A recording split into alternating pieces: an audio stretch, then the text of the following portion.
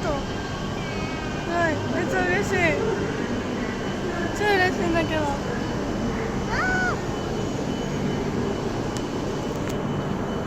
いうわけで、帰りました。電車乗って、また次へ。あ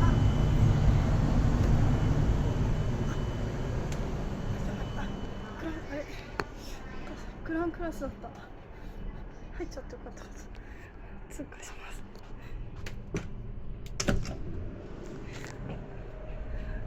なんか新幹線の切り離しをなんか見て、これなんか去年もどこ行ったの、青森に桜を見に行った時に見たんですけど、めっちゃ可愛くて、なんか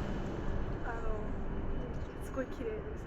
なんかこう、なんていうんですか、ここ先の部分が開いて、でこう噛み合うような感じになってて、でそれが離れて、でそれでそのカバーがこうブーンってこう変わって、なんていうカバーがこうかぶってくる感じ。私はグランクラスでもない普通のクラスなんで、自分の指定席に戻ります。